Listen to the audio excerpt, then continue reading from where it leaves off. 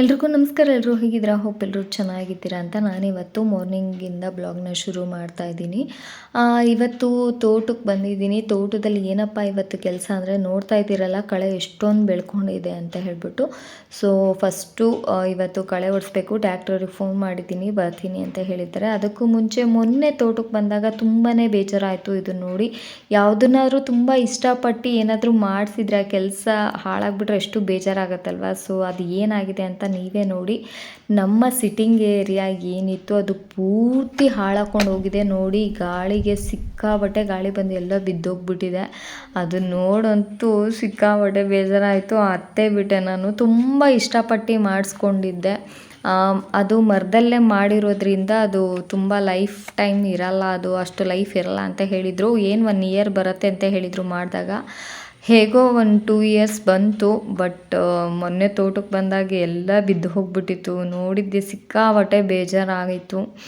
But ಏನು ಮಾಡೋದು, ತುಂಬ ಜನ ಹೇಳಿದರು ಕಬ್ಬಿಣದ್ದೇ ಮಾಡಿಸ್ಕೊಳ್ಳಿ ಅಂತ ಹೇಳಿಬಿಟ್ಟು. ಬಟ್ ಬಜೆಟ್ ಪ್ರಾಬ್ಲಮ್ ಇತ್ತು ಮತ್ತು ನ್ಯಾಚುರಲ್ ಆಗಿರಲಿ ಅಂತ ಹೇಳಿಬಿಟ್ಟು ಆ ಟೈಮಲ್ಲಿ ಮರದ್ದೇ ಮಾಡಿಸ್ಕೊಂಡಿದ್ವಿ. ಆಮೇಲೆ ಇವಾಗ ಅನ್ನಿಸ್ತಿದೆ ಅಯ್ಯೋ ಎಲ್ಲ ಹಾಳಾಗೋಯ್ತಲ್ಲ ಅಂತ. ಎಷ್ಟೊಂದು ಅಂಚೆಲ್ಲ ಒಡೆದೋಗ್ಬಿಟ್ಟಿತ್ತು.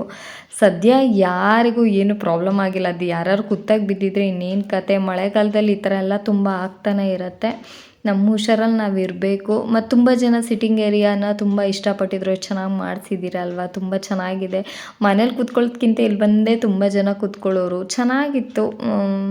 ಏನು ಮಾಡೋಕ್ಕಾಗಲ್ಲ. ಕೆಲವೊಂದು ತುಂಬ ಇಷ್ಟಪಟ್ಟು ಮಾಡಿಸಿದ್ದು ಹಾಳಾದಾಗ ಮನಸ್ಸಿಗೆ ಬೇಜಾರಾಗತ್ತೆ. ಬಟ್ ಬೇಜಾರಾಗತ್ತೆ ಅಂತ ಹಾಗೆ ಇರೋದಕ್ಕಿಂತ ಅದನ್ನು ಸರಿ ಮಾಡೋ ಕಡೆ ನೋಡಬೇಕು. ಸೊ ನೋಡೋಣ ಅದನ್ನು ಯಾವಾಗ ಸರಿ ಮಾಡ್ಸೋಕ್ಕಾಗತ್ತೆ ಅಂತ. ಸದ್ಯಕ್ಕೆ ಅದೆಲ್ಲ ತೆಗ್ದಿಟ್ಟಿದ್ದೀನಿ. ಮಳೆಗಾಲ ಮುಗಿಯೋ ಗಂಟ ಏನೂ ಮಾಡ್ಸೋಕ್ಕಾಗಲ್ಲ. ಅದನ್ನೆಲ್ಲ ತೆಗ್ದಿಟ್ಟು ಕ್ಲೀನ್ ಮಾಡಾದ ನಂತರ ನಾನು ಇಲ್ಲಿ ಎಕ್ಸ್ಟ್ರಾ ಬಾಳೆ ಗೊನೆಯಲ್ಲಿ ಏನು ಬಾಳೆ ಗಿಡದಲ್ಲೇ ಎಕ್ಸ್ಟ್ರಾ ಮರಿಗಳು ಏನು ಬಂದಿರುತ್ತೆ ಅದನ್ನೆಲ್ಲ ಕುಯ್ದು ಹಾಕಿದ್ದೀವಿ. ಯಾಕಂದರೆ ಇದು ಟ್ಯಾಕ್ಟ್ರಿ ಓಡಿಸುವಾಗ ಅದು ಮಣ್ಣಲ್ಲೇ ಮಲ್ಚಿಂಗ್ ಆಗಲಿ ಅಂತ ಹೇಳ್ಬಿಟ್ಟು, ಗೊಬ್ಬರ ಆಗಲಿ ಅಂತ ಹೇಳ್ಬಿಟ್ಟು ತೆಗ್ದಿಟ್ಟಿದ್ವಿ. ಮತ್ತು ಪೈಪೆಲ್ಲ ಸುತ್ತಿ ಇಟ್ಬಿಟ್ವಿ. ಟ್ಯಾಕ್ಟ್ರಿ ಓಡಿಸಿದಾಗ ಸುಮ್ಮನೆ ಇದಾಗತ್ತೆ ಅಂತ. ಸೊ ನೋಡಿ, ಈ ಥರ ತೋಟ ಕ್ಲೀನ್ ಮಾಡ್ತಾ ಇದ್ದಾರೆ ಇವಾಗ. ಆ್ಯಕ್ಚುಲಿ ಬ್ರಷ್ ಕಟ್ಟೆ ಓಡಿಸ್ಬೇಕು. ತುಂಬ ಕಳೆ ಬಂದಿರೋದ್ರಿಂದ ಆ ಬ್ರಷ್ ಕಟ್ಟಿಗೆ ಆ ಕಡ್ಡಿಗಳು ಕಟ್ಟಾಗ್ತಾ ಇರಲಿಲ್ಲ, ತುಂಬ ದೊಡ್ಡ ದೊಡ್ಡ ಗಿಡಗಳು. ಮತ್ತು ಬಾಳೆ ಬೇರೆ ಕಟ್ ಮಾಡಿ ಹಾಕಿದ್ದೀವಲ್ವ ನಾವು, ಹಾಗಾಗಿ ಅದು ಬ್ರಷ್ ಕಟ್ ಹೊಡೆದ್ರೆ ಕ್ಲೀನ್ ಆಗಲ್ಲ ಅಂತ ಹೇಳ್ಬಿಟ್ಟು ಈ ಥರ ಮಾಡಿಸ್ತಿದ್ದೀವಿ. ನಾವು ಯಾವಾಗಲೂ ಗೇಮೇ ಮಾಡಿಸೋದಿಲ್ಲ. ಸೊ ವರ್ಷದಲ್ಲಿ 2 ಸರಿ ಅಷ್ಟೇ ಮಾಡಿಸೋದು.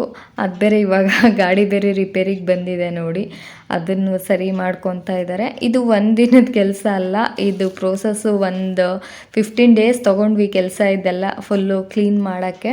ಫಸ್ಟು ಪೈಪ್ ಅಂದರೆ ನಾವು ಯಾರನ್ನೂ ಕೆಲಸಕ್ಕೆ ಕರ್ಕೊಳ್ಳಲ್ಲ. ಆದಷ್ಟು ನಾವೇ ಕೆಲಸಗಳನ್ನ, ನಮ್ಮ ಕೈಲಾದಷ್ಟು ಕೆಲಸಗಳನ್ನ ನಾವೇ ಮಾಡ್ಕೋತೀವಿ. ಸೊ ಹಾಗಾಗಿ ಇಷ್ಟು ಟೈಮ್ ಬೇಕಾಯಿತು. ಅನ್ಕೋಬೋದು 1 ಎಕರೆ ಕೆಲಸಕ್ಕೆ ಇಷ್ಟೊಂದೆಲ್ಲ ಬೇಕಾ ಟೈಮು ಅಂತ. ನಮ್ಮ ಕೆಲಸ ನಮಗೆ ಟೈಮ್ ಆದಾಗ ಬಂದು ಮಾಡ್ಕೋತೀವಲ್ಲ, ಹಾಗಾಗಿ. ಸೊ ಡ್ರಿಪ್ ಲೈನಿನ ಪೈಪನ್ನೆಲ್ಲ ಒಂದು 2-3 ದಿನ ಬಂದು ಸುತ್ತಿಟ್ವಿ. ಅದಾದಮೇಲೆ ಬಾಳೆ ಗಿಡದ ಮರಿಗಳೇನಿದೆ ಅದನ್ನೆಲ್ಲ ಕಟ್ ಮಾಡಾಕಿದ್ವಿ. ಹಣ್ಣು ಎಲೆಗಳೆಲ್ಲ ಕಟ್ ಮಾಡಾಕಿದ್ವಿ. ಟ್ಯಾಕ್ಟ್ರಿ 1 ದಿನ ಹಾಳಾಗೋಯಿತು. ಒಂದು ಬದ ಏನೋ ಹೊಡೆದು ಅದಾದಮೇಲೆ ಇನ್ನೊಂದು ದಿನ ಬಂದು ಓಡ್ಕೊಟ್ಟಿದ್ದು. ಸೊ ನನಗೆ ಕೆಲಸ ಮಾಡುವಾಗ ಅಷ್ಟು ವಿಡಿಯೋ ಮಾಡ್ಕೊಳ್ಳೋಕ್ಕಾಗಲ್ಲ. ಎಷ್ಟಾಗತ್ತೆ ಅಷ್ಟು ವಿಡಿಯೋನ ಮಾಡ್ಕೊತಾ ಇದ್ದೀನಿ. ಯಾಕಂದರೆ ಒಬ್ಬಳೇ ಇರ್ತೀನಲ್ವ, ಎಲ್ಲ ಮಾಡಲಿಕ್ಕಾಗಲ್ಲ. ಅಮ್ಮ ಕೂಡ ಬಂದಿಲ್ಲ, ತುಂಬ ಕಳೆಯಿತು, ನಂಗೆ ಬರಲಿಕ್ಕಾಗಲ್ಲ ಅಂತ. ಸೊ ನೋಡಿ, ಈಗ ಟ್ಯಾಕ್ಟ್ರು ಹೊಡೆದ ನಂತರ ಯಾವ ರೀತಿ ಕಾಣಿಸ್ತಾ ಇದೆ ಅಂತ ಹೇಳಿಬಿಟ್ಟು. ಇನ್ನೂ ನೀಟಾಗಿ ಫಿನಿಶಿಂಗ್ ಅನ್ನಿಸ್ತಿಲ್ಲ ಅಲ್ವಾ, ಯಾಕಂದರೆ ಬ್ರಷ್ ಕಟ್ಟೆಲ್ಲ ಹೊಡಿಬೇಕು. ಗಿಡಗಳ ಸೈಡು ನಮ್ಮದು ಬಾಳೆ ಇರೋದ್ರಿಂದ ಅಲ್ಲೆಲ್ಲ ಟ್ಯಾಕ್ಟ್ರು ಹೋಗೋದಿಲ್ಲ. ಸೊ ಬ್ರಷ್ ಕಟ್ ಬಂದು ಹೊಡಿಬೇಕು. ಕೆಲಸಕ್ಕೆ ಕೇಳ್ತಾ ಇದ್ದೀವಿ, ಯಾರೂ ಸಿಗ್ತಿಲ್ಲ. ನೋಡೋಣ ಹೇಗಾಗತ್ತೆ ಕೆಲಸ ಅಂತ ಹೇಳ್ಬಿಟ್ಟು. ಆ ಕೆಲಸ ಕೂಡ ಮುಗಿಸ್ಕೊಳ್ಬೇಕು. ಮೇಲೆ ಡಾಕ್ಟರ್ಸ ಎಲ್ಲ ಕೂಡ ಹಾಕಬೇಕು. ಕೆಲಸಗಳು ನಡೀತಾ ಇದೆ. ಈ ಥರ ಪೈಪೆಲ್ಲ ಸುತ್ತಿಡಬೇಕು. ಆ ಕೆಲಸನೇ ತುಂಬ ಆಯಿತು. ಅದಕ್ಕಿಂತ ಬಾಳೆ ತುಂಬ ಕೆಲಸ ಹಿಡಿದ್ಬಿಡ್ತು ನಮಗೆ. ಅಂದರೆ ಸ್ವಲ್ಪನೇ ಕೆಲಸ ಮಾಡ್ಕೊತಾ ಇರ್ತೀವಲ್ಲ. ಸೊ ಹಾಗಾಗಿ ಎಲ್ಲ ಬದನ ಮುಗಿಸಿ ಇವಾಗ ಕೆಳಗಡೆ ಟ್ಯಾಕ್ಟ್ರು ಹೊಡಿತಾ ಇದ್ದಾರೆ. ಸೊ ಮಲ್ಚಿಂಗ್ ಮಾಡಿಸೋದು ಕೂಡ ಒಳ್ಳೆಯದೇ. ಅದು ಏನು ಭೂಮಿಲಿ ರೂಟ್ಸ್ ಏನಿರುತ್ತಲ್ಲ ಅಡಿಕೆದು, ಅದು ಯಾವುದು ಕಟ್ಟಾಗಲ್ಲ. ಆದರೆ ಏನು ಮಾಡೋದು, ಇವಾಗ ಮಲ್ಚಿಂಗ್ ಮಾಡಿಸಿದ್ರೆ ಜಸ್ಟು ಹಾಗೆ ಎಲ್ಲ ಕಳೆ ಏನಿರುತ್ತೆ ಮಲಗತ್ತಷ್ಟೇ. ಅದು ಭೂಮಿಲಿ ಕರೆಕ್ಟಾಗೆ ಸಾಯಿಲ್ ಒಟ್ಟಿಗೆ ಮಿಕ್ಸ್ ಆಗಲ್ಲ ಬಾಳೆ ದಿಂಡೆಲ್ಲ. ಸೊ ಹಾಗಾಗಿ ಈ ಥರ ಮಾಡಿಸಿದ್ದೀವಿ. ನೋಡಿ ಹಕ್ಕಿ ಪಕ್ಷಿಗಳೆಲ್ಲ ಬಂದು ಈ ಎರೆಹುಳ ಏನಿರುತ್ತಲ್ಲ ಅದನ್ನೆಲ್ಲ ತಿಂತಿದೆ. ಅದಕ್ಕೆ ಒಳ್ಳೆ ಫುಡ್ ಇವಾಗ. ಸೊ ಈ ಥರ ಕಾಣಿಸ್ತಾ ಇದೆ ನೋಡಿ. ಎಷ್ಟು ಮಳೆಗಾಲದಲ್ಲಿ ಚೆಂದ ಅಲ್ಲ ತೋಟ ನೋಡಲಿಕ್ಕೆ. ಫುಲ್ಲು ಹಚ್ಚ ಹಸಿರಾಗಿ ಕಾಣಿಸ್ತಾ ಇರುತ್ತೆ. ಇದು ಓಡಾಡೋ ರಸ್ತೆ ನಮ್ಗೆ ಯಾವಾಗಲೂ ಚಿಕ್ಕದು ಅನಿಸುತ್ತೆ, ಅಂದರೆ ಕಳೆ ಎಲ್ಲ ಬೆಳ್ಕೊಂಡಾಗ. ಬಟ್ ಈ ಥರ ಟ್ಯಾಕ್ಟ್ರೆಲ್ಲ ಓಡಿಸಿದಾಗ ತುಂಬಾ ದೊಡ್ಡ ಅನಿಸುತ್ತೆ. ಅಂದರೆ ನಾವು 14 ಅಡಿ ಬಿಟ್ಟಿರೋದು ಜಾಗ, 14-12 ಅಡಿನೂ ಬಿಟ್ಟಿದ್ದೀವಿ. 14 ಅಡಿ ಅನಿಸುತ್ತೆ ಆ ಕಡೆ ಈ ಕಡೆ ಎಲ್ಲ. ಸೊ ಈ ವೆದರ್ಗೂ ಅದಕ್ಕೂ ಎಷ್ಟು ಚೆಂದ ಕಾಣಿಸ್ತಿದೆ ತೋಟ ನೋಡಿ. ತುಂಬಾ ಖುಷಿ ಆಗುತ್ತೆ. ಕೆಲವೊಮ್ಮೆ ಇದು ಕೆಲಸ ಎಲ್ಲ ಮಾಡಿಸುವಾಗ ಅಷ್ಟೇ ಕಷ್ಟ ಇರುತ್ತೆ, ಕೆಲವೊಂದು ಸರಿ ಖುಷಿ ಕೂಡ ಆಗುತ್ತೆ. ಸೊ ಫೈನಲಿ ಕೆಲಸ ಎಲ್ಲ ಆಗಿ ಬ್ರಷ್ ಕೋಟ್ ಕೂಡ ಓಡಿಸಿದ ಮೇಲೆ ಇದು ಫೈನಲಾಗಿ ಕಾಣಿಸ್ತಾ ಇರೋದು. ಗಿಡ ಎಲ್ಲ ಹೇಗೆ ಬಂದಿದೆ ನೋಡಿ. ಇನ್ನು ಇದಕ್ಕೆ ಡಾಕ್ಟರ್ ಸಾಯಲೆಲ್ಲ ಹಾಕಬೇಕು. ನಾವು ಯಾವುದೇ ರೀತಿ ರಾಸಾಯನಿಕವಾದಂತಹ ಗೊಬ್ಬರ ಆಗಲಿ ಸ್ಪ್ರೇ ಆಗಲಿ ಯೂಸ್ ಮಾಡ್ತಾ ಇಲ್ಲ. ಸೊ 2 ಇಯರ್ಸ್ ಆದಮೇಲೆ ಗಿಡಗಳು ಈ ಥರ ಇದೆ. ವಿಡಿಯೋ ನೋಡುವಾಗ ಅಯ್ಯೋ ಇಷ್ಟೇ ಅಲ್ವಾ ಕೆಲಸ, ಇದಕ್ಕೆ ಇಷ್ಟೊಂದು ದಿನ ಹಿಡಿತಾ ಅಂತ ಅನಿಸುತ್ತೆ. ಬಟ್ ಕೆಲಸ ಮಾಡುವಾಗ ಗೊತ್ತಾಗುತ್ತೆ ಎಷ್ಟು ಕಷ್ಟ ಮತ್ತು ಎಷ್ಟೆಲ್ಲ ಪ್ರಾಬ್ಲಮ್ನ ಫೇಸ್ ಮಾಡಬೇಕು ಅಂತ. ಕರಿಬೇವು ಹೂವಿನ ಗಿಡ ತುಂಬ ಚೆನ್ನಾಗಿ ಬರ್ತಿದೆ, ಹಾಗೆ ಟೀಕ್ ಮರನೂ ಚೆನ್ನಾಗಿ ಬಂದಿದೆ.